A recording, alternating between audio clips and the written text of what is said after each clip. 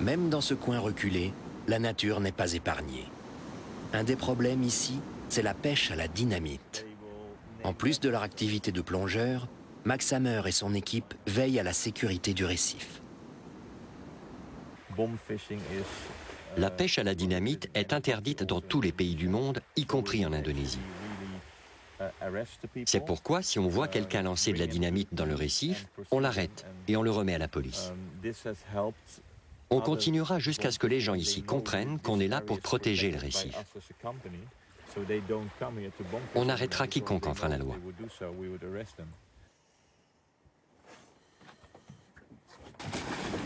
Le chef des plongeurs de l'équipe de Max emmène les scientifiques dans ce qui est considéré comme le récif maison de l'hôtel.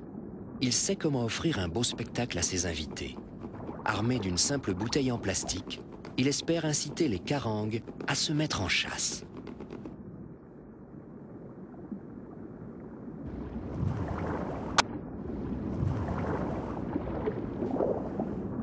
Le bruit qui imite celui d'un banc de poissons en fuite attire toujours plus de carangues. Les prédateurs se mettent en formation. Ils chassent en groupe. Et leur tactique est simple, foncer dans le banc de poissons afin d'isoler l'une ou l'autre proie.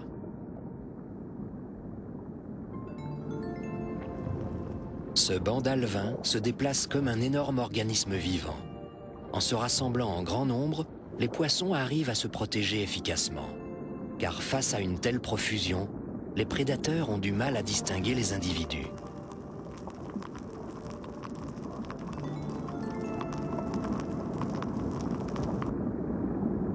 De jeunes gobies quittent le domicile familial où ils ont passé la nuit. Par leur couleur et leur comportement, ils imitent le poisson-chat rayé qui possède un aiguillon venimeux. Une façon efficace d'éloigner les prédateurs.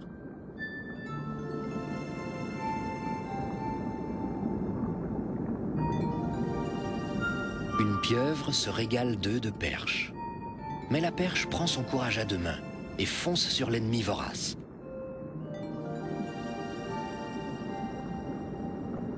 Qu'elle réussit à mettre en fuite.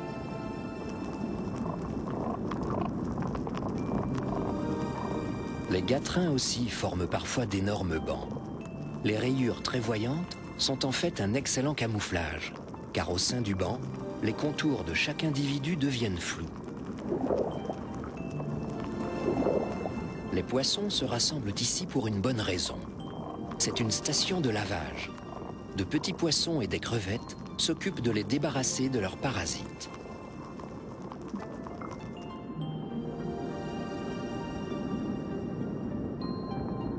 La crevette nettoyeuse n'a rien à craindre de la murène. Longue de 2 mètres, la murène possède une énorme gueule capable d'engloutir presque tout. Mais la géante épargne la crevette, dans son propre intérêt. Elles ont conclu une alliance dont toutes deux profitent.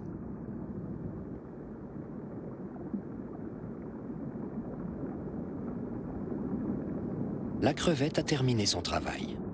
Ces petits poissons de l'ordre des perciformes feraient bien de se méfier de la murène.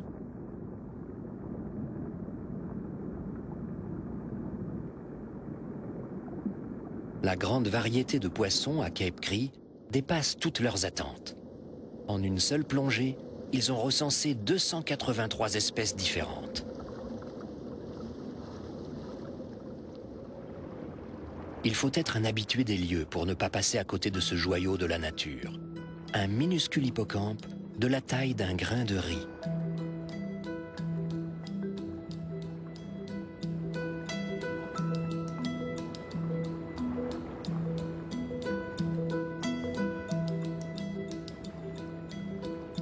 Les scientifiques en ont déjà découvert 5 variétés différentes à Cape Cree. Il s'agit probablement de 5 espèces bien distinctes.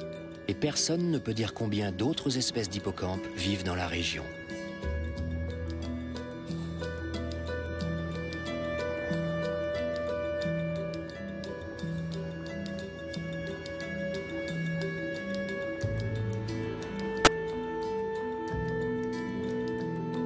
En observant le crabe orang-outan, on comprend pourquoi le récif corallien est si prisé des poissons.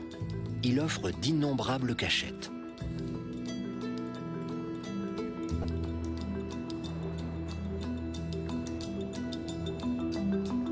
Dépourvu d'écailles, la nature a doté le poisson mandarin d'une couche de mucus qui le protège.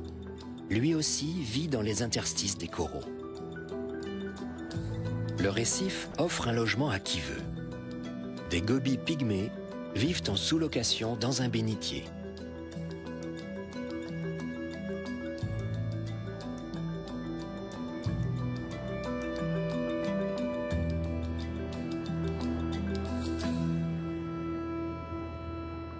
Ce grand coquillage vit en symbiose avec de minuscules algues qui le pourvoient en glucides et en oxygène. Sur le toit du récif, on trouve d'autres poissons que sur ses versants. C'est le cas pour tous les récifs coralliens. Mais en raison du paysage accidenté de l'archipel, Raja Ampat abrite des biotopes très différents sur de petites surfaces. On trouve ici des récifs frangeants, des récifs barrières, des zones plus escarpées et des lagunes peu profondes. Une raison de plus qui explique l'incroyable biodiversité de l'archipel.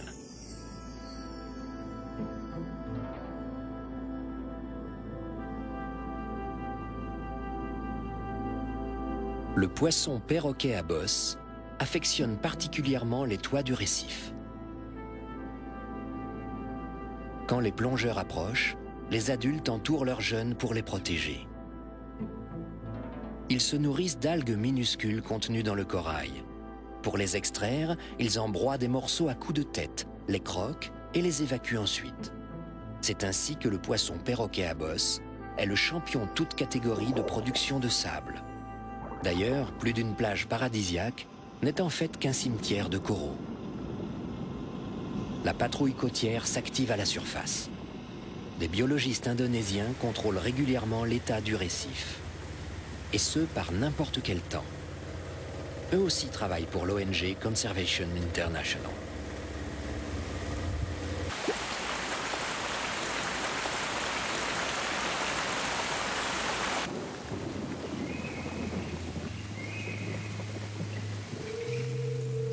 Pendant la mousson, de janvier à mars, des trompes d'eau font déborder les cours d'eau,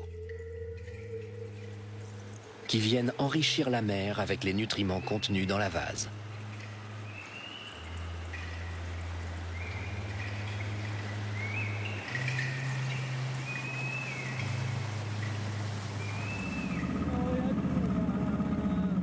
Après la pluie, le responsable des plongeurs conduit l'équipe dans un monde entre ciel et mer, la mangrove de l'île de Veigeo.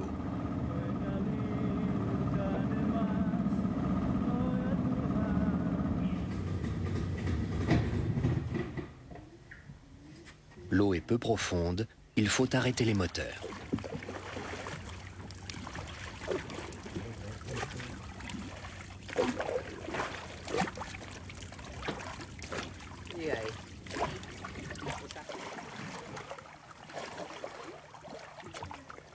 Méfiance, on peut faire ici des rencontres désagréables.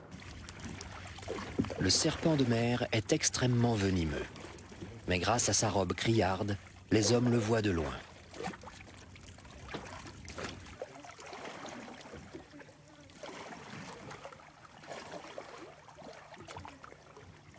Les arbres qui peuplent la mangrove sont les seuls qui tolèrent aussi bien le taux de sel élevé de l'eau. Ils ont trouvé la parade, des racines aériennes, comme autant d'échasses sur lesquelles se perchent les arbres, des cachettes idéales pour de nombreux poissons. Leurs gousses viennent se planter comme des flèches dans la vase, favorisant l'apparition de nouveaux arbres.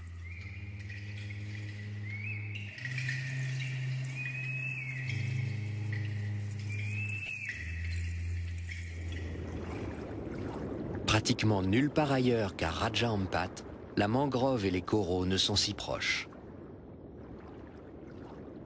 Les coraux mous ont conquis les racines des arbres, réunissant deux milieux déjà exceptionnels.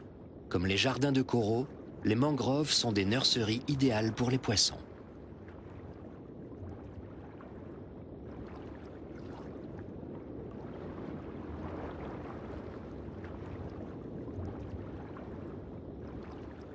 Dans ce dédale, les prédateurs n'ont aucune chance.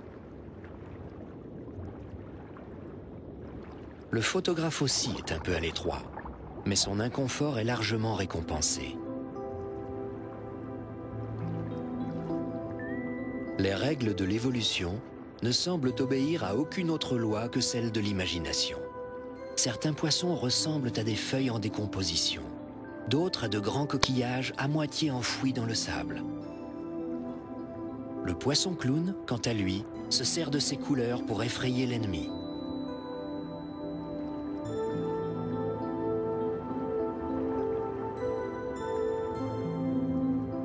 Ces gobies vivent en symbiose avec une crevette. Elle construit la maison, eux montent la garde.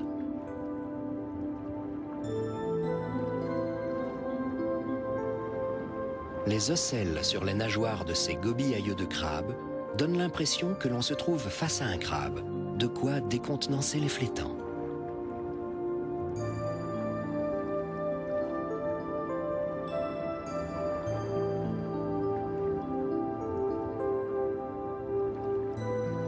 Cet éclat de corail ambulant est en fait un poisson démon, un poisson très toxique.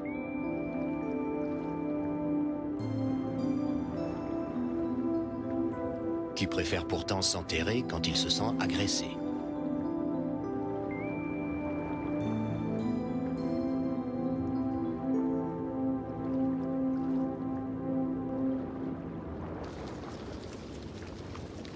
Les jeunes poissons-chats rayés ont trouvé le moyen de rester groupés tout en se nourrissant. À tour de rôle, ils accèdent au premier rang et fouillent le sol.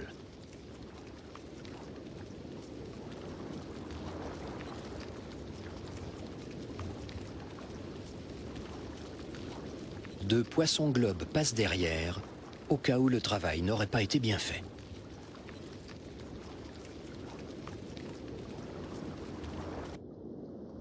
Dans quelques années, Raja Ampat sera peut-être d'une grande utilité pour les hommes.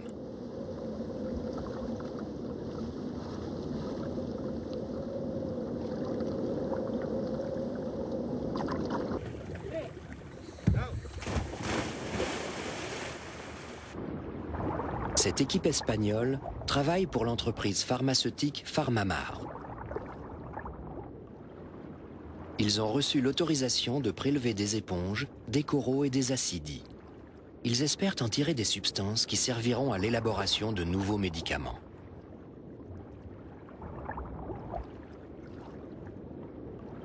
Certaines espèces d'acidies et d'escargots ont d'ores et déjà permis de développer des médicaments très efficaces dans le traitement de la douleur et des tumeurs. De retour à la base.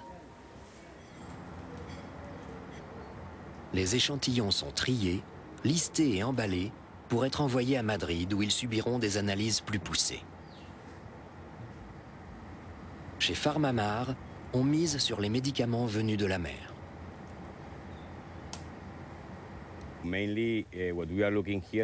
Dans les expéditions que nous menons tout le long de l'année, nous cherchons principalement de nouvelles combinaisons ou de nouvelles molécules qui seraient efficaces pour lutter contre le cancer. Les scientifiques ont déjà découvert des milliers de substances marines différentes. Mais du récif à la pharmacie, le chemin est long et onéreux, car les quantités prélevées sur un seul organisme sont souvent infimes.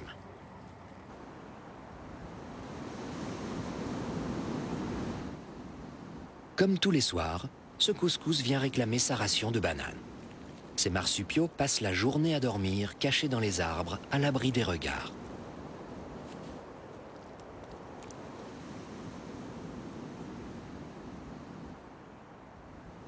La nuit est tombée. Sous l'eau, on assiste à un véritable changement d'équipe.